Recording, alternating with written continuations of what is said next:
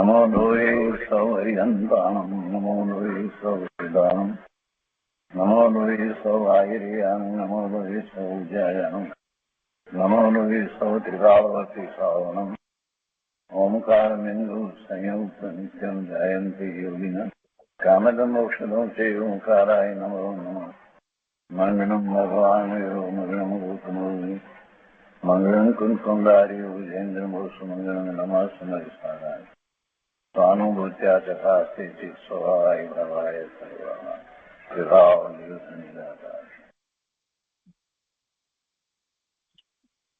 ભગવાન શ્રી ઉમાસ્વામી આચાર્ય વિરચિત મોક્ષશાસ્ત્ર અર્થાત તત્વાર્થ સૂત્ર સાથે તત્વાર્થ સૂત્રની સર્વશ્રેષ્ઠ ટીકા સર્વાર્થ સિદ્ધિ અને રામજીભાઈએ અનેક ટીકાઓના સંકલન કરી અને જે સંકલન આપ્યું છે તેના સહિત આપણે તત્વાર્થ સૂત્રનો સ્વાધ્યાય કરી રહ્યા છે.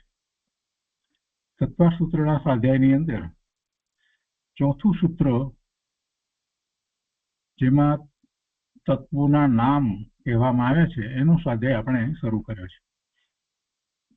ચોથા સૂત્રની અંદર એનો અર્થ કર્યો, એટલે કે એ 7 તત્વના નામ જીવ, અજીવ, આશ્રવ, બંધ, સંવર, નિદ્રા અને મોક્ષ, 7 તત્વના નામ. એના પછી જીવ અને અજીવ એ 2 તત્વનો વિસ્તાર આપણે કર્યો છે. હવે આજે આગળ આશ્રવ તત્વનો વિસ્તાર લઈએ છીએ.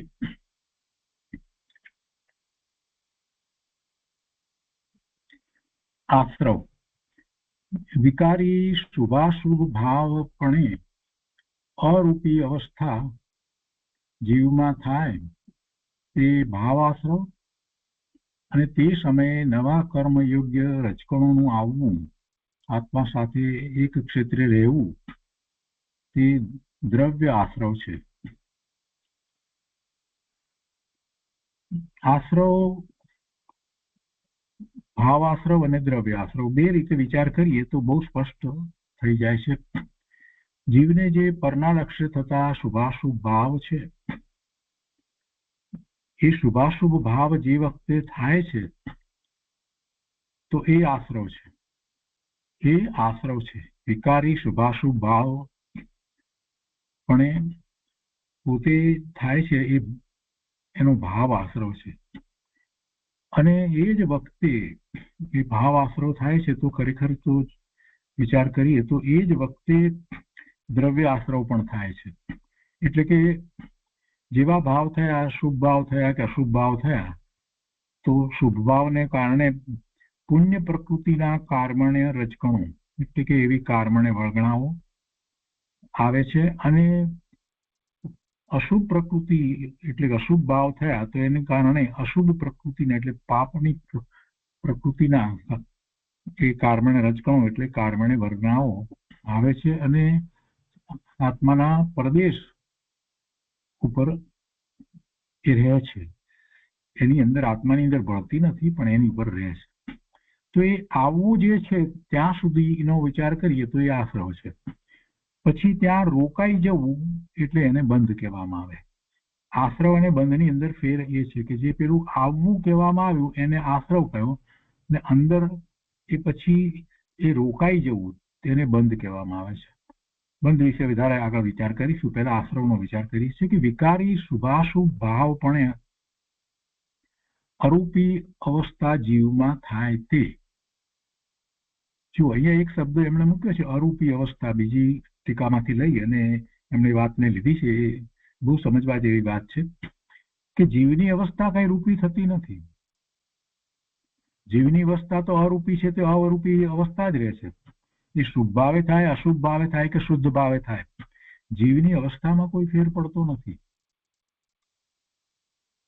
વિકારી શુભાશુભ ભાવ પણ હું રમેશ છું, આ શરીર મારું છે, એવા ભાવ પણ થવાથી કઈ આત્મા જે છે એ કઈ શરીરરૂપ થતો નથી, કે એને કઈ જડપણું આવી જાય છે, કે એની રૂપી અવસ્થા થઈ જાય, દેખાય એવો થઈ જાય, એવું નથી. હું દેખાઉં છું ને મને મારો હાથ દેખાય છે, આ દેખાય છે, તે દેખાય છે, તો કે એ એનું સ્વરૂપ નથી. એટલે આત્માની અવસ્થા તો અરૂપી જ રહે છે, પણ એના ભાવ, એના જે વિકલ્પ જે છે એ પ્રમાણે ભાવ. હવે વિકલ્પનો વિચાર કરીએ તો સંઘની પંચેન્દ્રિય જે છે એને વિકલ્પમાં મન છે તો એને એ પ્રમાણે વિકલ્પ હોય છે અનેક પ્રકારે.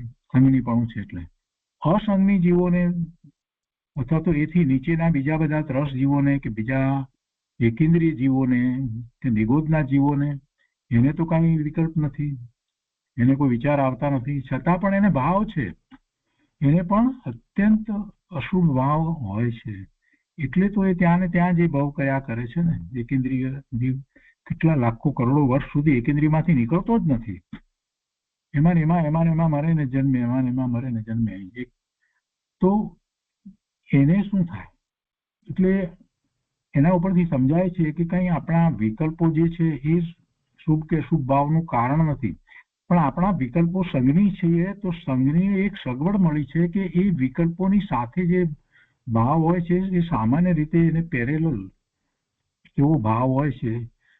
એટલે વિકલ્પમાં શુભ વિકલ્પ એવો આવ્યો હોય કે દયા, દાન, વ્રત, ભક્તિ વગેરેનો વિકલ્પ આવ્યો તો એની સાથેનો ભાવ શુભ ભાવ હોય, અને હિંસા, ચોરી, જૂઠ, અસત્ય એ બધાનો ભાવ એવો વિકલ્પ આવ્યો હોય તો એની સાથે રહેલો ભાવ અશુભ ભાવ હોય. તો સંઘનીને જ આ સગવડ છે. સંઘનીને પોતાના ભાવ શુભ કે અશુભમાં, શુભમાંથી અશુભમાં કે અશુભમાંથી શુભમાં ફેરવવા માટે આ સંઘનીપણું છે એ બહુ મહત્વનું છે. અને સંઘનીપણું છે એટલે તો આપણે સમ્યક દર્શન પ્રગટ કરી શકીએ છીએ. પેલા બિચારા જીવો દુઃખી છે અને એમાંથી એમને એ ભાવને બદલવો છે, તો એ સંઘનીને જેટલું સહેલું છે એટલું એને સહેલું નથી. તો વાત આપણે અહીંયા એ કરી રહ્યા છીએ કે એને જે ભાવ થવો એ આશરો છે. ભાવ, એ ભાવ, અને પછી એનો બંધ પડે છે.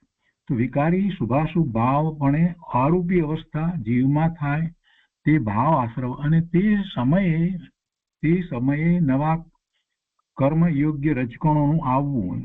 અને કર્મ રજકણો જે છે તો એ એક જ પ્રકારના કર્મના રજકણો હોય છે, એને કર્મણે વળગણા કહેવામાં આવે છે. ને એવી અનેક પ્રકારની કર્મણે વળગણાઓ જે છે તેનું આવવું થાય છે, અને પછી આવવું થયા પછીથી કર્મનો બંધ થાય છે. એટલે આત્મા સાથે આવવું, અને ક્યાં આવે છે તો કે આત્માનું જે ક્ષેત્ર છે જે એ ક્ષેત્રને વિશે જ આત્મા સાથે એક ક્ષેત્રે રહેવું, એક ક્ષેત્ર એ પછી ત્યાં રહેવું એ બંધ છે, પણ એ આત્માના જે ક્ષેત્રમાં આત્મા રહ્યો છે ત્યાં જ એ આવે છે, તો એ દ્રવ્ય આશ્રવ છે. હવે પ્રશ્ન એક અહીંયા એ થાય કે પેલા કર્મને વળગણાને, કર્મના રજકણોનો જે સમૂહ છે, કર્મને વળગણાને કેવી રીતે ખબર પડે કે અમારે આવવું, કોને આવવું, પુણ્ય પ્રકૃતિએ આવવું કે પાપની પ્રકૃતિ ના રજકણો આવે, એને કેવી રીતે ખબર પડે? કેટલાક લોકો એને સમજાવવા માટે એવી રીતે સમજાવે છે કે જેમ કે જીવના ભાવ છે એને ખેંચે છે, આવું સમજાવે છે. પણ એ ખેંચે છે એ બરાબર નથી. કોઈ કાંઈ કોઈને ખેંચતું નથી, કેમ કે જીવના પરિણામ જીવને વિશે હોય. એ પરિણામ કઈ પેલા જળ પૂતગળને ખેંચે એટલે પેલા ના પરિણામ કરે એવું નથી. બંને ક્રિયાઓ સ્વતંત્ર થાય છે, પણ એવો જ નૈમિતિક સંબંધ છે. પણ છતાં એ પ્રશ્ન તો રહે જ છે કે અમુક જ જાતના કર્મને વળગણો આવે એ કેવી રીતે? અને પછી આપણે બંધની વાત કરીએ છીએ ત્યારે તો આપણે એમ કહીએ છીએ ને કે પ્રદેશ બંધ, પ્રકૃતિ બંધ, સ્થિતિ બંધ, અનુભાગ બંધ, તો એ બધું પણ કેવી રીતે ગોઠવાઈ જતું હોય છે? તો એની માટે એક ઉદાહરણ આપીશ એટલે સમજાઈ જશે કે એક લોચુંબક મૂકવામાં આવે, એને નોર્થ પોલ ને સાઉથ પોલ છે એવું લાંબુ એક પટ્ટી જેવું લોચુંબક આપણે સ્કૂલમાં ભણતા હતા ત્યારે ઘણી વાર જોયું છે, અને એના પ્રયોગો પણ કર્યા છે, કોલેજમાં પણ કર્યા છે. તો એ લોચુંબક મૂકવામાં આવે અને એનાથી થોડેક દૂર એક એવો ભૂકો મૂકવામાં આવે કે જેની અંદર લોખંડનો ભૂકો હોય, એની અંદર તાંબાનો ભૂકો હોય, એની અંદર પિત્તળનો ભૂકો હોય, એની અંદર ચાંદીનો ભૂકો હોય. એ બધો ભૂકો જે એ બધી ધાતુનો ભૂકો ભેગો કરી અને જરાક દૂર એની સામે મૂકવામાં આવે તો જે લોખંડનો ભૂકો છે એ જ ખેંચાઈ અને લોચુંબક તરફ આવશે. બાકીની ધાતુના ભૂકા જે છે ત્યાં ને ત્યાં જ રહી જશે, એ એની તરફ ખેંચાઈને નથી આવતા. આ વાત આપણને કેવી રીતે સમજાય છે? કેમ એકલો લોખંડનો ભૂકો જ આવે છે? કેમ પેલા ચાંદીનો ભૂકો કે તાંબાનો ભૂકો કે જે કઈ બીજી ધાતુ જે છે એના ભૂકો કેમ ખેંચાઈને અહીંયા આવતો નથી? તો ત્યાં આપણને સમજાય છે કે ના, એ તો લોખંડનો જ આવે ને, કેમ કે આ લોચુંબક છે એટલે લોખંડના ભૂકાને ખેંચે છે. બસ આના જેવું જ કંઈક સમજવાનું છે કે જીવના જે ભાવ જે છે, જેવા ભાવ છે એ પ્રમાણે એવા કર્મોને વર્ણનાઓ આવે છે. શુભ પ્રકૃતિ અથવા અશુભ પ્રકૃતિની એવી કર્મોને વર્ણનાઓ આવે છે. તો એ આવવું છે એને આશ્રવ કહેવામાં આવે છે. કોઈ અપેક્ષાએ શાસ્ત્રમાં એને દ્વાર પણ કહેવામાં આવે છે. કર્મના રજકો માટેનું એ દ્વાર એમ પણ શબ્દ પ્રયોગ કરવામાં આવે છે. સર્વાર્થ સિદ્ધિની અંદર એ રીતે પણ વાત લેવામાં આવી છે. અહીંયા જે વાત લીધી છે कि जीव का लक्षण चेतना है और ज्ञान आदि के भेदों से अनेक प्रकार की है. जीव से विपरीत लक्षण वाला अजीव है और शुभ और अशुभ कर्मों के आने के द्वार रूप आश्रव है. आने के द्वार रूप आश्रव है. આ ટૂંકી બધી વ્યાખ્યાઓ અહીંયામાં સર્વાર્થ સિદ્ધિમાં લીધી છે. તો આપણે આ આશ્રવની વાત કરતા હતા. હવે આશ્રવ થયો તો એમાં પુણ્ય અને પાપ એ બંને આશ્રવના પેટા ભાગ છે એમ કરીને અહીંયા વાત લીધી છે. અને પછી સર્વાર્થ સિદ્ધિમાં એની વધારે સ્પષ્ટતા કરવામાં આવી છે શંકામાં કરી, અને કે એને પુણ્ય અને પાપને કેમ જુદા નથી લેવામાં આવ્યા, 7 તત્વ લીધા છે. તો કે પુણ્ય અને પાપ જે છે એ આશ્રવમાં પણ આવી જાય છે અને બંધની અંદર પણ આવી જાય છે. બંનેની અંદર આવી જાય છે એટલે પુણ્ય અને પાપને જુદા લીધા નથી.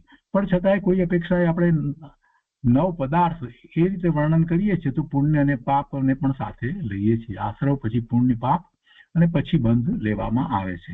7 તત્વ તરીકે લઈએ ત્યારે પુણ્ય પાપ છે એનો ઉલ્લેખ નથી કરતા, પણ 9 પદાર્થ એમ લઈએ ત્યારે પુણ્ય અને પાપ લેવામાં આવે છે. તો અહીંયા પુણ્ય અને પાપને લીધા છે તો આપણે પુણ્ય પાપને વિચાર કરીએ. પુણ્ય દયા, દાન, ભક્તિ, પૂજા, વ્રત વગેરેના શુભ ભાવ. અનેક પ્રકારે શુભ ભાવ હોય. કરુણાનો ભાવ થવો, અનુકંપાનો ભાવ થવો એ પણ શુભ ભાવ જ છે. દયા, દાન, ભક્તિ, પૂજા, વ્રત એટલા જ શુભ ભાવ છે એમ નહીં, અનેક પ્રકારે શુભ ભાવ છે. મહાપુરુષો પ્રત્યેનો ભક્તિભાવ થવો, એમની વાતનો સ્વીકાર થવો, જીનવાણીના સ્વીકારનો ભાવ આવવો, અંતરમાં એવો ભાવ આવવો કે કેવી રીતે હું સમ્યક દર્શન પ્રકટ કરું એની રુચિ થવી, આ બધું શુભ ભાવમાં જ જાય છે. એ બધું જ શુભ ભાવ છે. બીજા પ્રત્યે કરુણાનો ભાવ થવો, અનુકંપાનો ભાવ થવો એ પણ શુભ ભાવ જ છે. તો કહે છે કે દયા, દાન, ભક્તિ, પૂજા, વ્રત વગેરેના શુભ ભાવ જીવની પર્યાયમાં થાય છે. ભાવ જીવની પર્યાયમાં થાય છે અને તે અરૂપી વિકારી ભાવ છે. હવે એને વિકારી કયા છે અહીંયા? એ વિકારી કયા છે? એ પણ વિકાર જ છે. જે જીવનો વિકાર છે. જીવનો વિકાર એટલા માટે છે કે જીવને તો એકમાત્ર શુદ્ધ ભાવ જ છે. જીવ એટલે આત્મા જે કહીએ કે જીવ કહીએ, બંને માટે આપણે ગયા સાધ્યના સ્પષ્ટતા કરી છે. તો એને એના જે અનંત ગુણ છે એને અનુસરીને, એને અનુલક્ષીને, એને અવલંબીને જે ભાવ થાય એ જીવનો ભાવ છે. એટલે આત્મામાં કોઈ એવો ગુણ નથી કે જેથી એને શુદ્ધ ભાવ થાય. એટલે આ બધા જે ભાવ જે છે એ આત્માના ભાવ કહેવાય નહીં. અને છતાં એવા ભાવ એને થાય છે, પર્યાયમાં એવા ભાવ થાય છે, એ ભાવ ક્ષણિક છે. અને એ વખતે ઉપાદાન કારણ છે એ પણ ક્ષણિક ઉપાદાન કારણ કહેવાય છે. એ વખતે એની યોગ્યતા એવી છે માટે એવા એને ભાવ થાય છે. એટલે એ ભાવને વિકારી ભાવ કહેવાય. અશુભ ભાવ છે એ પણ વિકારી ભાવ છે અને શુભ ભાવ છે એ પણ વિકારી ભાવ છે. કેટલાકને આમાં વાંધો પડે છે કે તમે અશુભ ભાવને વિકારી ભાવ કહો એ બરાબર, પણ શુભ ભાવને તમે કેમ વિકારી ભાવ કહો છો? જેને કારણે પુણ્યનો બંધ પડે ને આ બધું પ્રાપ્ત થાય એ તો ભગવાનને પણ હોય છે ને, એને કેમ વિકારી ભાવ કહેવાય? વિકારનો અર્થ જ એ થાય છે કે જે પોતાનું નથી એના કરતા સહેજ પણ જુદું થયું તો એને વિકાર કહેવામાં આવે. એ વિકાર છે. આત્માનો ભાવ નથી, આત્માના ગુણ પ્રમાણે એ ભાવ નથી માટે વિકાર કહેવાય. પછી એનો નિર્ણય કરવામાં આવે કે કેવા પ્રકારનો છે. વિકારીમાં પછી 2 ભાગ પડે, શુભ અને અશુભ, પણ એને વિકારી કહેવાય. બીજી રીતે કહેવું હોય તો એમ કહેવાય કે એ અશુદ્ધ ભાવ છે. એ અશુદ્ધ ભાવ છે. એટલે જીવના 2 પ્રકારના ભાવ પહેલા કહીએ તો એમાં શુદ્ધ ભાવ એટલે કે જેવું જીવનું સ્વરૂપ છે એવા ભાવ તે શુદ્ધ ભાવ છે. અને એ સિવાય બીજા બધા ભાવ જે છે તે અશુદ્ધ ભાવ છે. ત્રીજી રીતે વિચાર કરીએ તો જ્યારે આત્મા પોતાના સ્વભાવ તરફ વળી જાય છે, એના જ્ઞાન દર્શનના ઉપયોગ સ્વ તરફ વળી જાય છે અને જે ભાવ છે તે શુદ્ધ ભાવ છે. પણ એનો ઉપયોગ સ્વ તરફ નથી વળ્યો અને ઉપયોગ સ્વથી જુદો બહારમાં ગમે ત્યાં હોય તો એ બધા ભાવ જે છે તે અશુદ્ધ ભાવ છે. એનો ઉપયોગ 12મા તીર્થંકર ભગવાન સામે બિરાજમાન હોય, એમના તરફ વળ્યો હોય, જીનવાણી સાંભળવામાં રોકાયો હોય તો પણ એ ભાવ એનો શુદ્ધ ભાવ નથી. ચોથી રીતે વિચાર કરીએ તો જે સ્વ તરફ વળતા ભાવ થાય છે એ જ એનો સ્વભાવ છે, સ્વભાવને અનુસરીને ભાવ થાય છે, એટલે એ સ્વભાવ છે. અને આત્માનું લક્ષ્ય કર્યા વિના થતો જે ભાવ છે એમાં ભલે સામે સાક્ષાત તીર્થંકર પરમાત્મા, કેવળી પરમાત્મા બિરાજમાન હોય, એમનું લક્ષ્ય કરીને જીનવાણીને બરાબર સમજવાનો પ્રયત્ન કરતો હોય, એ રીતે એને ગ્રહણ કરતો હોય, તો એ વખતનો જે ભાવ જે છે એ પણ એનો સ્વભાવ નથી, પોતાનો ભાવ નથી, એ પણ વિભાવ છે, એ પણ વિભાવ છે. એટલે અહીંયા આપણે વિકારી શબ્દ મૂક્યો છે, એ જગ્યાએ આપણે વિભાવ મૂકીએ તો પણ બરાબર છે. એટલે એ અરૂપી વિભાવ ભાવ છે, એ સ્વભાવ નથી, એ વિભાવ છે. તો એ પુણ્યની અહીંયા વાત ચાલે છે. તો એ ભાવ જે થયો છે તો એને જ ભાવ પુણ્ય છે, એને જ ભાવ પુણ્ય કહેવામાં આવે છે. અને તે સમયે કર્મયોગી જળ પરમાણુઓનો જથ્થો સ્વયં પોતાના કારણે પોતાથી એક ક્ષેત્ર અવગાહ સંબંધે જીવની સાથે બંધાય છે, તે દ્રવ્ય પુણ્ય છે. એટલે આવે છે, પહેલા તો આવવું એટલે આશ્રવ થાય છે, એટલે દ્રવ્ય આશ્રવ થયો એટલે પુણ્ય આશ્રવ થાય છે. પહેલા એને આ શુભ ભાવ, જીવનો ભાવ, એના નિમિત્તે જે કર્મ અને રજકણો પુણ્ય પ્રકૃતિના જે આવે છે, અને એમાં કેટલી પુણ્યની પ્રકૃતિ છે. અઘાતી કર્મની પ્રકૃતિ જે છે એમાં જ પુણ્ય પ્રકૃતિ હોય છે. ઘાતી કર્મની 47 પ્રકૃતિ જે છે એ પુણ્ય પ્રકૃતિ નથી, એ બધી જ પાપ પ્રકૃતિ છે. 4 ઘાતી કર્મની બધી થઈને કુલ 47 પ્રકૃતિ છે. તો એ 47 પ્રકૃતિ પાપ પ્રકૃતિ છે. અઘાતી કર્મની પ્રકૃતિ છે, જે જીવના સ્વભાવ ભાવનો ઘાત નથી કરતા, એવી અઘાતી કર્મની પ્રકૃતિ જે છે, આયુષ્ય, નામ, ગોત્ર અને વેદનીયની એની જે 101 પ્રકૃતિ છે, એમાં કેટલીક પ્રકૃતિ પુણ્ય પ્રકૃતિ છે, કેટલીક પ્રકૃતિ પાપ પ્રકૃતિ છે. તો એમાં પુણ્ય પ્રકૃતિના જે આ પરમાણુઓ આવ્યા, એવી કાર્બન વર્ગણાઓ આવે છે, તો એ પુણ્ય આશ્રવ છે. હવે વિચાર કરીએ આપણે કે પુણ્યની પ્રકૃતિના જે કાર્બન રજકણો આવ્યા, પુણ્ય આશ્રવ થયો, તો એ પુણ્ય આશ્રવ ગમે તેટલો પુણ્ય આશ્રવ થયો હોય તે છતાં પણ પેલી ઘાતી કર્મની પ્રકૃતિઓ જે છે એને તો એ કાંઈ કરતું નથી. ઘાતી કર્મની પ્રકૃતિ ઉપર એ પુણ્ય આશ્રવ થયો અને પુણ્યના રજકણો આવ્યા, તો એ એની ઉપર કોઈ પ્રતિભાવ પાડે, પ્રક્રિયા કરે એવું તો બનતું નથી. ગમે તેટલા એવા ઉત્કૃષ્ટ પ્રકારના પુણ્યના આશ્રવ થયા હોય તે છતાં પણ ઘાતી કર્મની પ્રકૃતિઓ, મોહની કર્મની પ્રકૃતિનો વિચાર કરીએ કે જેને કારણે મિથ્યાત્વ છે, તો એ કાંઈ મોડું પડતું નથી. બહુ સમજવાની વાત આ છે ને. જીવો પોતાની જાતને જઈને કેવડાવે છે, પણ આ વાતને સમજતા નથી. ગમે તેટલો પુણ્ય આશ્રવ થાય અને પુણ્ય આશ્રવ થવામાં ગમે તેટલો ઉત્કૃષ્ટ શુભ ભાવ હોય તે છતાં પણ ઘાતી કર્મની પ્રકૃતિની અંદર કાંઈ ફેર પડતો નથી. એટલે કે મિથ્યાત્વ જતું નથી. ગમે તેટલી પૂજા ભક્તિ કરવામાં આવે, સાક્ષાત પરમેશ્વરના સમોસણમાં કેટલા વર્ષો સુધી ગાળવામાં આવે, વર્ષો સુધી ત્યાં રહે. મહાવિદ્ય ક્ષેત્રમાં જન્મ થયો હોય અત્યારે વર્તમાનમાં, તો જયારે ભગવાન અહીંયા વિચરતા હતા ભરત ક્ષેત્રમાં, ત્યારે અહીંયા હોય, કૈરાવત ક્ષેત્રને એવી રીતે ભગવાન વિચરતા હોય એ વખતમાં હોય, અને ભગવાનની સાથે સાથે વિહાર પણ કરે ને બધે ચાહે ને બધે ભગવાન ભગવાન ભગવાન બસ આખો દિવસ એ જ કર્યા કરે. શુભભાવ પ્રભુ પ્રત્યેનો ખૂબ જ હોય, તો પણ એના મોહનીય કર્મ, દર્શન મોહનીય, ચારિત્ર મોહનીય કર્મ જે છે, એની પ્રકૃતિ જે છે એમાં કોઈ ફેર પડે નહીં. એ જે બંધાયા છે અને જેના ઉદયો જે આવવા યોગ છે તે આવ્યા વિના રહેતા નથી. કાં પુણ્યને કારણે એમાં કઈ ફેર પડતો નથી. આ તો પુણ્યની પ્રકૃતિ બીજી નવી બંધાયા કરે. એટલે એનો અર્થ એ છે કે જે ઘાતી કર્મની પ્રકૃતિના પરમાણુ જે છે જવા માટે થઈ અને એને આખો બીજો પુરુષાર્થ કરવો જ પડે. આ જે પ્રકૃતિ બંધાઈ જે છે ને બંધાઈ રહી છે એને કારણે પેલા જતા નથી. એક કર્મની પ્રકૃતિ જે અહીંયા એના પરમાણુ આવ્યા છે તો પેલા ખસી જાય એવું વસ્તુનું સ્વરૂપ નથી. એટલા માટે જ કહેવામાં આવે છે કે ભાઈ તું સમ્યક્તોનો પુરુષાર્થ કર. એટલા માટે જ એ વાત કરવામાં આવે છે. ભલે પુણ્યનો આશ્રવ થાય છે, સારી વાત છે, એને કારણે તને અનુકૂળતાઓ રહે, પણ છેવટે એને ચાલવું તો પડે. જેમ કોઈ વટે માર્ગો જે છે તે ચાલ્યો જાય છે તો એને વચમાં આ બધી અનુકૂળતાઓ પ્રાપ્ત થાય. વચ્ચે એને છાંયો મળે, બેસવાનું મળે, વચ્ચે એને ખાવાનું મળે, વચ્ચે એને પાણી મળે, થોડા અંતરે એ બધું મળ્યા કરતું હોય, પણ છતાં એને ચાલવું તો પડે. ચાલ્યા વિના તો ચાલે નહીં.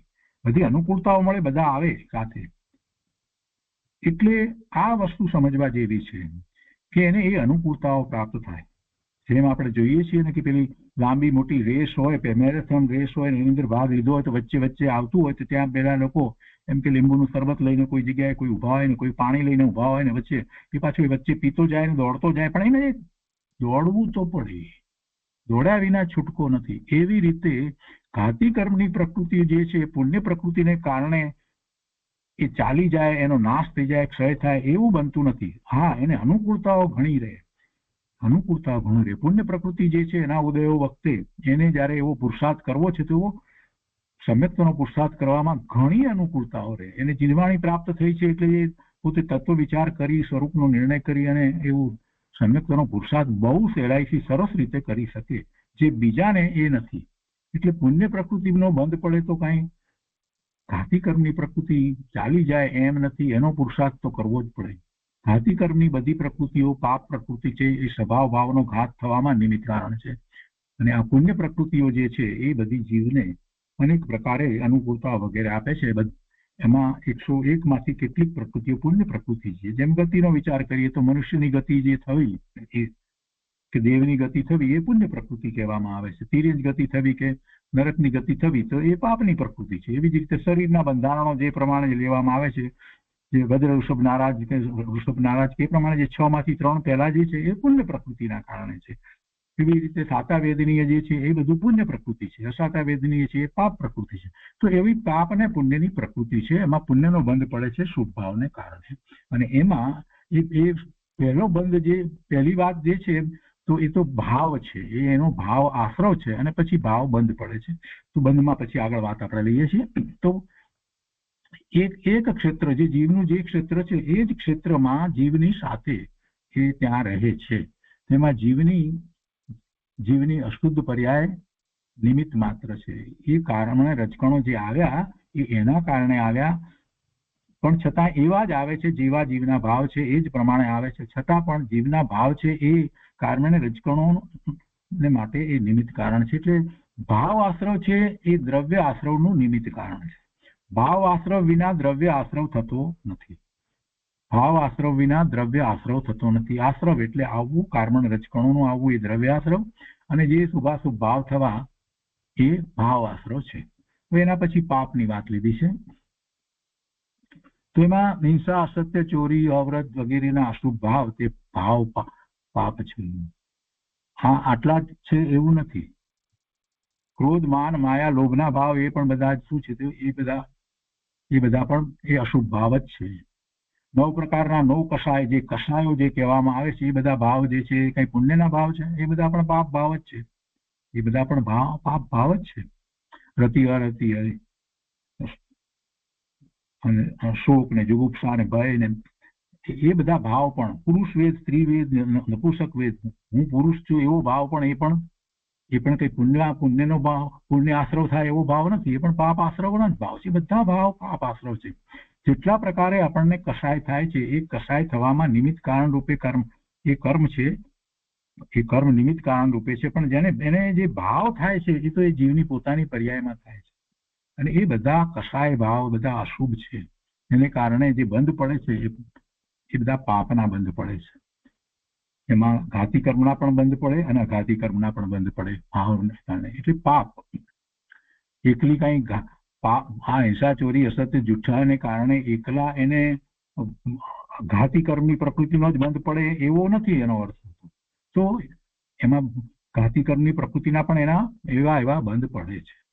તો હિંસા, અસત્ય, ચોરી, અવ્રત વગેરેના અશુભ ભાવ તે ભાવ પાપ છે. અને તે સમયે કર્મ યોગ્ય જળની શક્તિથી પરમાણુઓનો જથ્થો એટલે કાર્બને વળગણા એ સ્વયં આવે છે.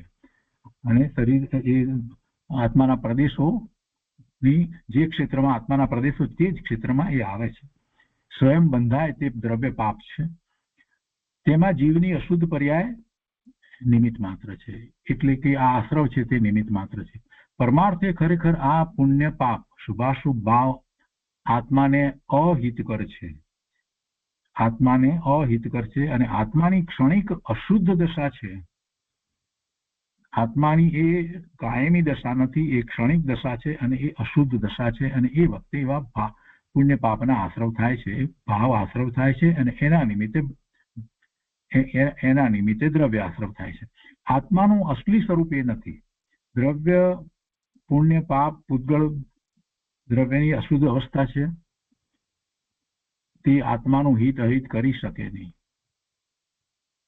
હવે આ એક બીજી વાત સાથે લીધી છે, તો એના પહેલા આપણે બંધને પણ સમજી લઈએ છીએ કે જ્યારે એ આવ્યા છે અને પછી બંધ રૂપે થાય છે, બંધ રૂપે બંધાય છે, તો એ પૂતગળો કાર્મણ વળગણાઓ આવી અને પછી એ બંધ થાય છે, તો પણ એ દ્રવ્ય છે. તો એ દ્રવ્ય આશ્રવ અને દ્રવ્ય કર્મ એ ખરેખર તો એ જળ વસ્તુ છે. એ આત્માની કોઈ અવસ્થા કરે એમ બનતું નથી. આત્મા તો જેવો છે તેવો ને તેવો જ રહે છે. એ કઈ આત્માની અવસ્થાને બદલે એમ નથી. પુણ્ય અને પાપના પૂતગળો જે આવ્યા, કાર્મણ રજકુણા આવ્યા, એવી કાર્મણ વળગણાઓ આવી અને પછી કર્મ બંધાયા, પુણ્ય પ્રકૃતિને પાપની પ્રકૃતિના કર્મ બંધાયા, તો એ આત્માનું હિત કે અહિત બેમાંથી કાંઈ કરી શકે નહીં. કર્મ કાંઈ કરતા નથી. આ વાત સ્વીકારવી જરાક અઘરી પડે છે ઘણાને, પણ એ વસ્તુ સ્વરૂપ એમ જ છે. કર્મના ઉદયો આવે એટલે પછી આમ કરવું જ પડે એવો નિયમ નથી. પણ જીવની પોતાની એ સમયે એવી યોગ્યતા છે માટે એમ થાય છે. આમાં ઘણી વિવક્ષાઓ છે, ઘણી રીતે વાત છે કે જે ઉદય આવ્યા છે તો ઉદયને તો ટાળી નથી શકાતા, એ વાત સાચી છે. પણ એ વખતે પણ જીવ એવા ઉદયો આવે ત્યારે પણ જીવ એનાથી જુદો રહી અને સ્વભાવ ભાવે થઈ શકે છે. એ વાતને પકડીએ તો ખ્યાલ આવે કે બરાબર છે. ગમે તેવી કર્મની પ્રકૃતિના ઉદય આવ્યા હોય તે છતાં પણ જીવના વસ્તુ સ્વરૂપમાં કોઈ ફેરફાર કરતા નથી, અનંત ગુણની અંદર ફેરફાર કરતા નથી. હવે બંધની વાત આપણે લઈએ. અહીંયા બંધની અંદર કહે છે કે આત્માનું અજ્ઞાન, રાગ, દ્વેષ, પુણ્ય પાપના ભાવમાં અટકી જવું તે ભાવ બંધ છે.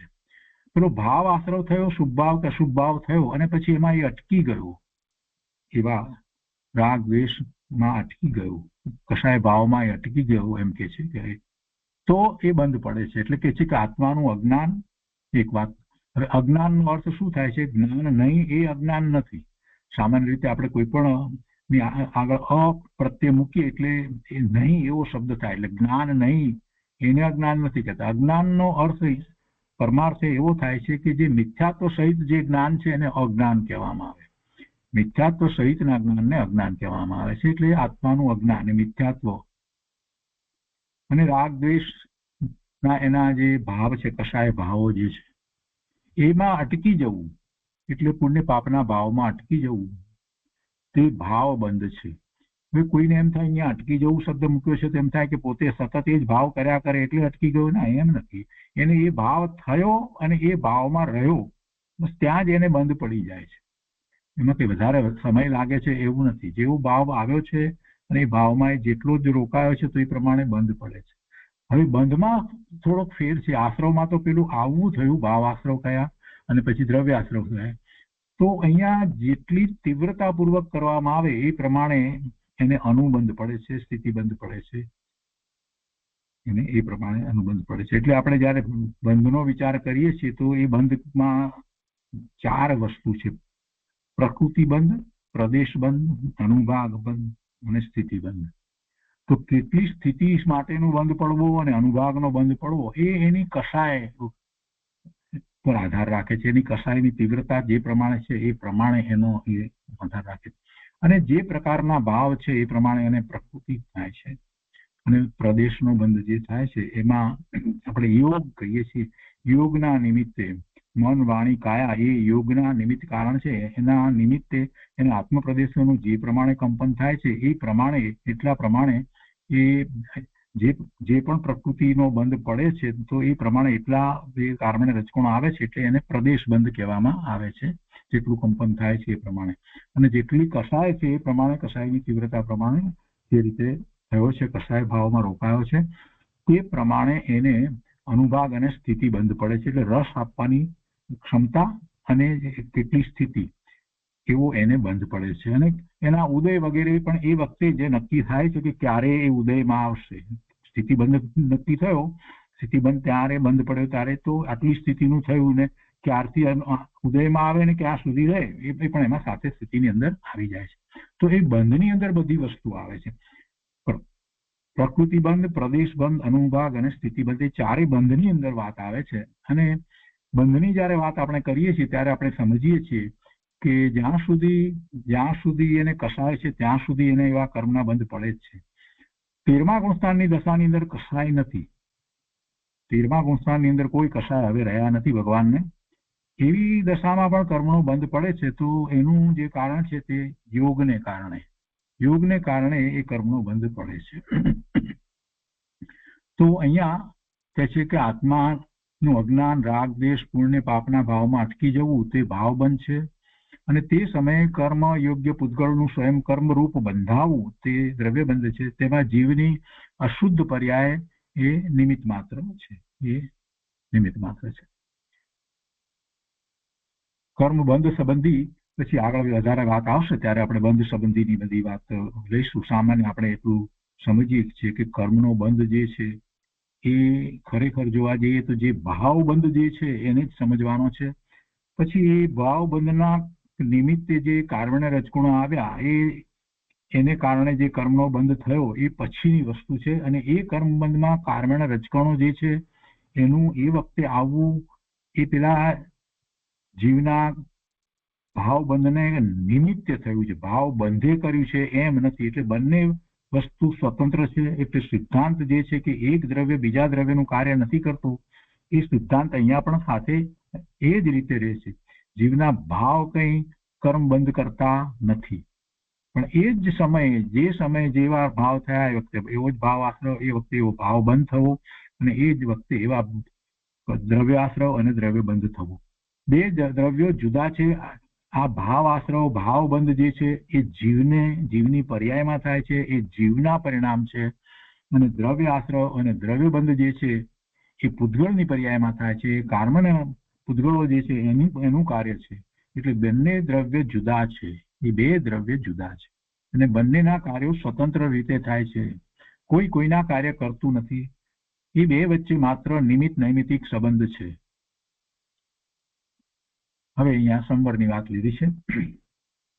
આશ્રવ જેની વાત કરી તો આશ્રવનું રોકાવું એ સંવર છે. પુણ્ય પાપ વિકારી ભાવને, આશ્રવને આત્માના શુદ્ધ ભાવ દ્વારા રોકવા તે ભાવ સંવર છે. અને તે અનુસાર નવા કર્મ બંધાતા અટકે તે દ્રવ્ય સંવર છે. પહેલા તો સંવરનો વિચાર કરીએ, શાંતિથી જરાક વિચાર કરીએ કે જેવા ભાવ કરે એ પ્રમાણે એને આશ્રવ તો થાય, ભાવ આશ્રવ તો થાય. તો એવી કોઈ એક સ્થિતિ હોવી જોઈએ કે જેમાં આશ્રવ ન થાય, અને એનું કોઈ કારણ પણ હોવું જોઈએ. આપણે જરાક શાંતિથી વિચાર કરીએ, બુદ્ધિથી તો ખ્યાલ આવે કે જો શુભ ભાવ કરે છે તો પુણ્ય અને અશુભ ભાવ કરે છે તો પાપ. એટલે જ્યાં સુધી એનું 12મા લક્ષ છે ત્યાં સુધી તો શુભ કે અશુભ ભાવ થવાના. એને કોણ રોકે? 12માં કોઈ ન્યુટ્રલ ભાવ હોતો નથી. હજી ઘણાને એમ છે કે અમે કોઈ પાપ કરતા નથી, કાંઈ કરતા નથી, અમે તમારું સામાન્ય જીવન જીવીએ છીએ, જોબ કરીએ છીએ, આમ છે તેમ છે, કોઈ નીતિપૂર્વક જીવન જીવીએ છીએ. પણ ભાઈ એમ નથી. જે તું કાર્ય કરે છે, જે સમય તને જે વિકલ્પ છે એ વિકલ્પ સાથે જે ભાવ જે છે એનું તું સૂક્ષ્મપણે તમે જ્યારે એનાલિસિસ કરીશ તો તને ખબર પડશે કે એ ભાવ કેવો છે. એ ભાવ શુભ છે? જાતે જ તું વિચાર કર તો તને ખબર પડે કે સવારે ઉઠ્યો અને બ્રશ કરવાનો ભાવ આવ્યો તો એ શુભ ભાવ છે? ના, શુભ તો નથી. એમાં કાંઈ શુભ નથી. તો સમજી લેવાનું કે એ બીજા પ્રકારનો ભાવ છે. ન્યુટ્રલ ભાવ તો હોતો જ નથી કોઈ. બીજા પ્રકારનો એટલે પાપ ભાવ જ છે. સવારે ઉઠી અને એમ થાય, આપણને એમ થાય કે આપણે તો ક્યાં કાંઈ પાપ કરીએ છીએ. સવારના પરમાં ઉઠી અને બ્રશ કર્યું, મોઢું ધોયું, આ માથું ઓળ્યું, આમ કર્યું, તેમ કર્યું, આ ચા નાસ્તો કર્યો, આમાં અમે ક્યાં કાંઈ પાપ કર્યું છે. પણ દરેક વસ્તુનો વિચાર કર કે એ દરેક સમયે જે તારો ભાવ હતો, ભાવ વિના તો રહેતો નથી, વિકલ્પ વિના રહેતો નથી ભગવાન આત્મા. તો એ વખતનો જે વિકલ્પ જે છે એ વિકલ્પને એનાલિસિસ કર, એક એક વસ્તુને પકડ. તો એ દરેક વખતે જે વિકલ્પ જે છે એ વિકલ્પની સાથે રહેલો ભાવ શુભ હશે તો ખ્યાલ આવે કે ના, એમાં બ્રશ કરવામાં કઈ શુભ તો કઈ નથી. શું શુભ થયું? તો એ નાના પ્રકારના બધા પાપ ભાવ જ છે. શાંતિથી સમજવાનું છે. આપણે એનો ક્યારેય વિચાર નથી કરતા કે જે આખા દિવસની ક્રિયાઓ બધી થઈ રહી છે એ નાના પ્રકારના બધા પાપના જ ભાવ છે. એ પુણ્યના ભાવ છે જ નહીં. પુણ્યનો ભાવ આખા દિવસમાં બહુ જ થોડો હોય છે, બહુ જ થોડો હોય છે. આપણને વિકલ્પ આવે કે ચાલો શાસ્ત્ર અભ્યાસ કરીએ કે સ્વાધ્યાય કરીએ કે પૂજા કરીએ કે જે કઈ ભાવ જે ત્યારે થયા છે એ વખતે, તો એ શુભ ભાવ છે. અથવા તો કોઈક આવ્યું અને આપણને અંતરમાં એના પ્રત્યે દયાનો ભાવ આવી ગયો, કરુણાનો ભાવ આવ્યો, અનુકંપાનો ભાવ આવ્યો. આ બધા ભાવો જે છે એ કંઈ પણ કર્યા વગર બેઠા બેઠા મનમાં જ આવી જાય, અરે આ બિચારાને મારી નાખ્યો. આ બધા ભાવો શુભ ભાવ છે. કોઈને ખોટી રીતે શિક્ષા કરી કે ના ના એ ન થવી જોઈએ, બિચારાને આવી રીતે દુઃખ ન થવું જોઈએ. એક નાનકડું જીવડું ચાલી જતું હોય ને એની પર બીજું જીવડું તરાપ મારી લડતું, તો આપણને મનમાં એમ જો થાય અરે આ એક બિચારાને ન લડે તો સારું. તો એ પણ શુભ ભાવ છે. શુભ ભાવને સમજવાની જરૂર છે. પ્રભુ કોને શુભ ભાવ કહેવાય ને કોને અશુભ ભાવ કહેવાય? નાના પ્રકારના શુભ અને અશુભ ભાવ ચાલ્યા કરે છે ને વધારે તો આપણને અશુભ ભાવ જ ચાલે છે, જેને આપણે ઘણી વખત એમ માનીએ છીએ કે આ તો કઈ પાપનો ભાવ જ નથી. પણ પાપનો ભાવ નથી, પણ એ નાના પ્રકારે શુભ ભાવ નથી તો અશુભ ભાવ જ કહેવાય. અને એટલા માટે એના કારણે પણ એવા બંધ પડ્યા જ કરે છે. એ બંધ પડ્યા જ કરે છે. તો હવે શું કરવું? ભાવ તો ચાલ્યા જ કરે છે. તો એ ભાવ ન ચાલે તો જ સંવર કહેવાય. એવું કેવી રીતે થાય? બસ આ પ્રશ્ન છે. આખો દિવસમાં ક્યારેય એવું તો બનવાનું જ નથી. તો પછી એનું નિરાકરણ શું? એનું સમાધાન શું? એનો ઉકેલ શું? હવે શું કરવું? આચાર્ય ભગવાન કહે છે કે ભાઈ, તારું લક્ષ 12માં ને 12માં છે. એ લક્ષને તું ફેરવીને સ્વ તરફ વાળી દે, તો ન તો શુભ ભાવ થશે કે ન તો અશુભ ભાવ થશે, તને શુદ્ધ ભાવ થશે. અને એ તારું કાર્ય છે. એટલે તને કોઈ આશ્રવ નહીં થાય. પુણ્ય આશ્રવ કે પાપ આશ્રવ એમાંથી કાંઈ ન થાય એવી દશા જે છે, આશ્રવ ન થવા, આશ્રવ રોકાઈ જવા, એને સંવર કહેવામાં આવે છે. આ સ્થાને કેટલાકને એમ થાય કે એના કરતા પુણ્યનો આશ્રવ થાય એ સારો નહીં, આમ કઈ આશ્રવ ન થાય એના કરતા. જેને શાસ્ત્રનો અભ્યાસ નથી ને એને એમ થાય છે, એને એમ થાય કે એના કરતા તો આપણે એમ કે પુણ્ય આશ્રવ થતો તો ભલે ને થતો, કઈ આશ્રવ ન થાય એના કરતા. કેમ કે એને હજી એને વસ્તુ સ્વરૂપ સમજાયું નથી ને. એટલે આત્મા જે છે એને એ સમજ્યો નથી અને પોતાનો જે શુદ્ધ ભાવ જે છે એની અનુભૂતિ નથી થઈ, તો એને શુભ ભાવનું મહાત્મ્ય લાગે છે. પણ એ સમજતો નથી કે શુભ ભાવ જે છે એને કારણે જે બંધ પડે છે, એ બંધનો ઉદય આવે ને ત્યાર પછી એ પણ એ કર્મ પણ જે ખરી જાય છે, એ કર્મ પણ ખરી જાય છે. અને એને જ્યાં સુધી શુભ કે અશુભ ભાવને કારણે જે બંધ પડ્યા છે એ બંધ છે ત્યાં સુધી એને ભવના ભ્રમણ અટકવાના નથી. ત્યાં સુધી એને ભવના ભ્રમણ અટકવા નથી. ભવના ભ્રમણ અટકવાનું કારણ તો એક જ છે કે નવા કર્મ એને બંધાય જ નહીં, અને જૂના કર્મ છે એના સ્થિતિબંધ જે છે એ પ્રમાણે આવી અને ખરી જાય ત્યારે એ કર્મ રહિત અવસ્થાને પ્રાપ્ત કરે. એટલે એને કંઈક કોઈક જગ્યાએ કોઈ પણ આશ્રવ ન થાય, કોઈ પણ પ્રકારનો આશ્રવ ન થાય, કોઈ પણ બંધ ન પડે, તો પેલા જૂના તો એને કારણે સ્થિતિબંધને કારણે ખરી જવાના છે. તો આવી સ્થિતિનો વિચાર એને કરવો જોઈએ કે મને કોઈ પણ બંધ ન જ પડે તો ધીરે ધીરે જે બંધાયેલા છે તો પૂરા થઈ જશે, તો છેવટે કર્મ રહિત દશા થઈ શકે છે. આ લોજિક, અને એ લોજિકને સમજવાથી ખ્યાલ આવે છે કે સંવર એવી દશા છે કે જેમાં કોઈ આશ્રવ થાય નહીં. તો હવે સંવરની દશા બીજી કોઈ રીતે થઈ શકે નહીં. સ્વરૂપનું લક્ષ કરતા જ સંવરની દશા થાય. એટલે અહીંયા એક વાત મૂકી છે એમણે કે પુણ્ય પાપના વિકારી ભાવને, આશ્રવને આત્માના શુભ ભાવ દ્વારા રોકવા, આત્માના શુદ્ધ ભાવ દ્વારા રોકવા, આત્માના શુદ્ધ ભાવ દ્વારા. અને આત્મા તરફ વળે છે ત્યારે હજી વળે છે, એ પ્રક્રિયા જે ચાલે છે, ગોલન ચાલે છે, ત્યાં સુધી તો એ બધો શુભ ભાવ જ છે. અને જયારે આત્મા મય થઈ જાય છે, શુદ્ધ ભાવે થઈ જાય છે, ત્યારે કોઈ આશ્રવ નથી. હવે એ આશ્રવ નથી, પણ એ વખતે એને પૂર્વના કર્મના જે ઉદયો જે છે એ તો આવી જ રહ્યા છે. અને એ ઉદયો એ ભોગવાય કે ન ભોગવાય, એનું લક્ષ થાય કે ન થાય, છતાં પણ એ ઉદય આવી અને એ કર્મ તો ખરી જ જાય છે. એટલે એવી નિજરા તો થાય જ છે. એવી વિપાક નિજરા તો એ વખતે પણ થઈ રહી છે, પણ સાથે એને નવા આશ્રવ થતા નથી. એટલે સંવરની દશા છે તો એ નિજરાને સાચી નિજરા કહેવામાં આવે છે. એટલા માટે અહીંયા એ વાતને અહીંયા રામજીભાઈ વણી લીધી છે કે આત્માના શુદ્ધ ભાવ દ્વારા એ રોકાય છે, અને એ ભાવ સંવર છે. બીજી કોઈ રીતે સંવર નથી. નાના હતા ત્યારે પાઠશાળામાં સંબર શીખવાડવામાં આવતો ને ત્યાં જઈને બેસતા અને એક આખો દિવસ ત્યાં પસાર કરતા, એકાસું કરીને જતા અને એમ કે ભાઈ સંબર કર્યો. પણ આ સંબર કોને કહેવાય, એનું સાચું સ્વરૂપ તો જ્યારે પોતે પોતાના સ્વભાવ ભાવે જેટલો સમય રોકાય છે એટલો સમય આશ્રવ થતો નથી. આશ્રવ નથી થતો તો બંધ પણ નથી થતો. તો એ સંબર છે ને ભાવ સંબર એ મહત્વનું છે. તો ભાવ સંબર છે અને તે અનુસાર પછી નવા કર્મ બંધાતા અટકે તે દ્રવ્ય સંબર છે. એટલે ભાવ સંબર છે તો કારણના રજકણો પણ આવવાના નથી, એટલે દ્રવ્ય સંબર પણ થવાનો જ છે. એવો જ નિમિત્ત નૈમિતિક સંબંધ છે પાછો કે ભાવ સંબર છે તો દ્રવ્ય સંબર પણ છે. નિમિત્ત નૈમિતિક સંબંધ એવો જ છે. એ સંબરની વાત થઈ. ત્યાર પછીથી નિજરાની વાત છે, છઠ્ઠું. એમાં કહે છે કે અખંડ આનંદ શુદ્ધ આત્મ સ્વભાવના અવલંબનના બળથી સ્વરૂપ સ્થિરતાની વૃદ્ધિ વડે અશુદ્ધ શુભાશુભ અવસ્થાનો અંશે નાશ કરવો તે ભાવ નિજરા, અને તે સમયે ખરવા યોગ્ય જડ કર્મોનું અંશે ખરી જવું તે દ્રવ્ય નિજરા છે. જો અહીંયા પણ વાત એ જ આવે છે, જયારે નિજરાની વાત જે કરવામાં આવે છે ત્યારે ગુરુદેવે એને બહુ સરસ રીતે સમજાવ્યું છે કે શુદ્ધિની વૃદ્ધિ થવી, શુદ્ધિની તો વૃદ્ધિ થવી અને નવો આશ્રવ ન થવો,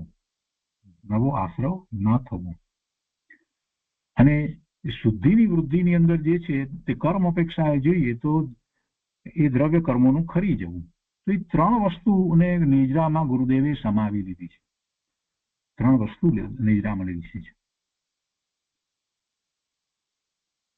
તો નિજરામાં અહીંયા કહે છે કે અખંડ આનંદ શુદ્ધ આત્મ સ્વભાવના અવલંબનથી, પોતાના સ્વભાવના અવલંબનના બળથી સ્વરૂપ સ્થિરતાની વૃદ્ધિ વડે, સ્વરૂપમાં સ્થિરતા કરવામાં આવે તો એ વખતે જે અશુદ્ધ શુભાશુભ અવસ્થાનો અંશે નાશ થાય.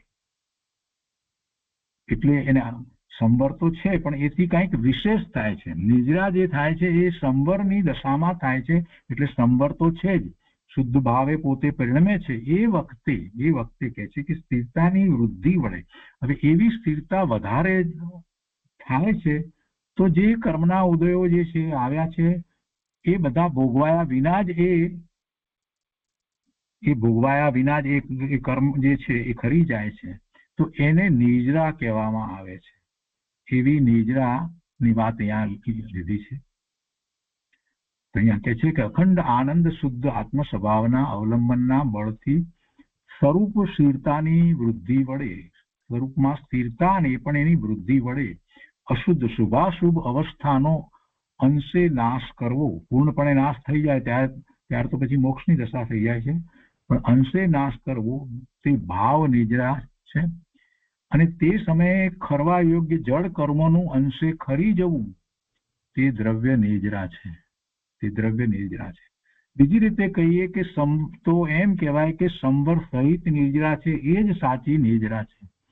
બીજા પ્રકારની નિજરા જે કહેવામાં આવે છે કે જે કર્મના રજકણો જે છે એનો સ્થિતિબંધ એ ઉદયમાં આવે અને એની સ્થિતિબંધ હતો ત્યાં સુધી સ્થિતિ રહે, પછી સ્થિતિ પૂરી થવા આવે એટલે ઉદયમાં આવી ફળ આપી અને ખરી જાય, એ પણ નિજરા કહેવાય.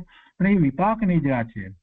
એ વિપાક નિજરા છે એનો કોઈ મહત્વ નથી, કેમ કે એની જે ઉદયમાં આવ્યો તો એની સાથે જોડાઈ અને જીવ નવા કર્મ તો બાંધી લે છે. એટલે એ દ્રવ્ય નિજરા, વિપાક નિજરા જે છે એ તો સતત થયા કરે છે, પણ જીવ એના ઉદય સાથે જોડાઈને નવા કર્મ, કેટલીક વખત તો વધારે નવા કર્મ બાંધી લે છે. પણ એવું ન થાય તો જ સાચા અર્થમાં નિજરા કહેવાય. અને એવું ન થાય એ માટે એને એ વખતે સંબર હોવો જરૂરી છે. અને સંબર પણ કેટલો, કે સંબર એટલે સ્વભાવની અંદર સ્થિરતા વધારે હોય, એટલે એવી સ્થિતિ સ્વરૂપ સ્થિરતાની વૃદ્ધિ વડે એ શુભ કે શુભ ભાવની અવસ્થા જે થતી જ નથી, એટલે ઉત્પન્ન ન થવી, એનો નાશ થવો એટલે એવી ઉત્પન્ન જ ન થાય, તો એને એ વખતે એને ખરેખર ભાવ નિજરા છે. અને એ વખતે એને શુદ્ધિની વૃદ્ધિ થઈ રહી છે. કેમ કે અને દ્રવ્ય નિજરા પણ એ જ વખતે થઈ રહી છે, કેમ કે કર્મના ઉદયો આવી અને ખરી રહ્યા છે. એટલે એ દ્રવ્ય નિજરા અને ભાવ નિજરા છે, અને એ નિજરાને સાચી નિજરા કહેવામાં આવી છે. તો ગુરુદેવે એને બહુ સરસ રીતે સમજાવી દીધી છે કે એને શુદ્ધિની વૃદ્ધિ થવી, અને જે પૂર્વના કર્મ જે છે દ્રવ્ય નિદ્રા થવી એ વખતે, અને નવા કર્મનું આવવું ન થવું, નવા બંધ ન થવા એવી એ નિદ્રા છે. 3 સહિતની નિદ્રાને સાચી નિદ્રા કહેવામાં આવી છે. અને નિદ્રા માંથી જ આગળ વધી અને વિચાર કરીએ તો મોક્ષની દશા થાય છે. નિદ્રા થતા થતા થતા શુદ્ધિની વૃદ્ધિ થતા થતા થતા થતા પૂર્ણપણે શુદ્ધિની વૃદ્ધિ થઈ જાય છે અને નવા કર્મ બંધાતા જ નથી, કેમ કે એ પણ સાથે કહેવામાં આવ્યું. અને દ્રવ્ય અપેક્ષાએ જોઈએ તો દ્રવ્ય કર્મનો પૂરેપૂરો નાશ થઈ જવો, તો એ દશાને મોક્ષ દશા કહેવામાં આવે છે. એટલે પછી મોક્ષની અંદર એમ કે છે કે સમસ્ત કર્મોના ક્ષયના કારણભૂત, સમસ્ત કર્મોના ક્ષયના કારણભૂત તથા નિશ્ચય રત્નત્રય સ્વરૂપ પરમ વિશુદ્ધ પરિણામો તે ભાવ મોક્ષ છે. સમસ્ત કર્મોના ક્ષયના કારણભૂત, બધા કર્મોનો ક્ષય થાય એના કારણભૂત શું છે? તો કે પોતાના સ્વરૂપમાં એવી સ્થિરતા, એટલે કે એને એવા રત્નત્રયના પરિણામ, નિશ્ચય રત્નત્રયના પરિણામ જે થાય છે એવી એની દશા, સમ્યક દર્શન, સમ્યક જ્ઞાન, સમ્યક ચારિત્ર રૂપ રત્નત્રય, એવા પરિણામ થતા જ રહે એવી સ્થિરતા થાય છે. એટલે એ વખતે નવા કર્મ તો બંધાવવાનો પ્રશ્ન જ નથી. અકસાય ભાવ છે, પૂર્ણપણે અકસાય ભાવ છે. અને એ ચારે ઘાતી કર્મોની પ્રકૃતિઓ જે છે એનો એ વખતે પછી ક્ષય થઈ જાય છે, કર્મરૂપ રહેતા જ નથી. તો એ ભાવ મોક્ષની દશા છે.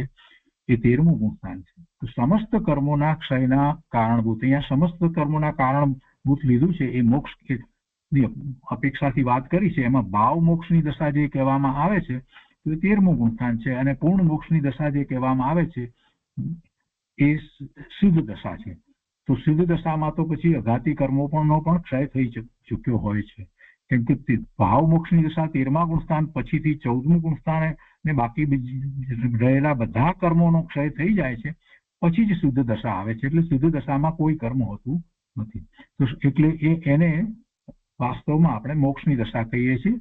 પણ 13મા ગુણસ્થાનની દશાને પણ ભાવ મોક્ષની દશા કહેવામાં આવે છે, કેમ કે એ ઘાતી કર્મો જે એના સ્વભાવ ભાવનો ઘાત કરનાર હતા એ રહ્યા નહીં, એટલે અપેક્ષાએ એને ભાવ મોક્ષ કહેવામાં આવે છે.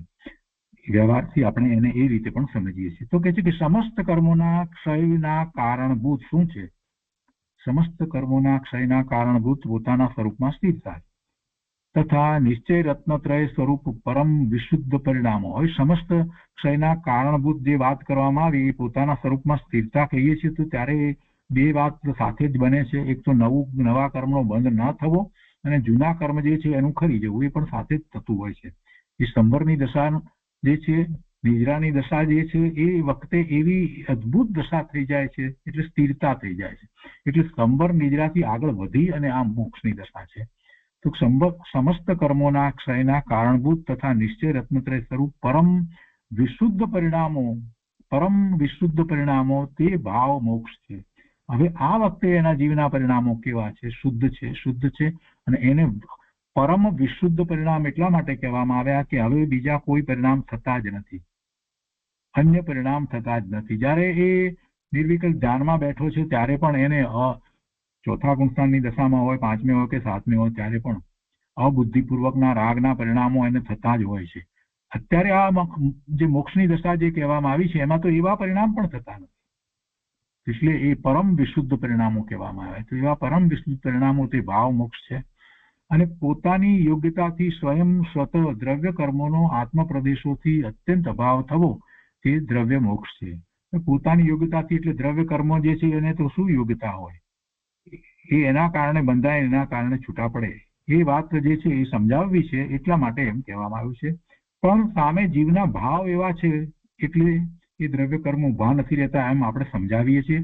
કેમ કે એ ભાવની વસ્તુ જે છે, ભાવ મોક્ષની છે, એનું મહાત્મા દર્શાવવા માટે આપણે એમ કહીએ છીએ કે જયારે જીવના એવા ઉત્કૃષ્ટ સર્વોત્કૃષ્ટ ભાવ થઈ જાય છે તો પછી પેલા દ્રવ્ય કર્મ જે છે ખરી જાય છે, એવી નિદ્રા થઈ જાય. એટલે દ્રવ્ય કર્મોનો આત્મ પ્રદેશોથી અત્યંત અભાવ થવો એ દ્રવ્ય મોક્ષ છે. પણ એમાં અહીંયા એ વાત લીધી છે કે એ સ્વયં થાય છે, એ સ્વયં જ થાય છે. કેમ કે જીવ એને કરી શકતો નથી. જીવ તો પોતે પોતાના ભાવમાં જ રહે છે અને પેલા દ્રવ્ય કર્મ જે છે એ વખતે આપોઆપ ખરી જાય છે. જીવ અત્યંત શુદ્ધ થઈ જાય છે, તે દશાને મોક્ષ તત્વ કહે છે. એ મોક્ષ તત્વ કહે છે. આ 9 ની વાત કહેવામાં આવી. એટલે 7માં 2 પુણ્ય અને પાપને ઉમેરતા 9 તત્વની વાત કહેવામાં આવી. એટલે એને 9 પદાર્થ પણ કહેવામાં આવે છે. તો હવે આના સંબંધી કેટલીક વાત જે છે તે સર્વાર્થ સિદ્ધિમાંથી આપણે સમજવાની છે. એ આપણે આવતા સ્વાધ્યાયમાં લઈશું. કેટલીક મહત્વની વાત જે છે એ સર્વાર્થ સિદ્ધિમાંથી લઈશું.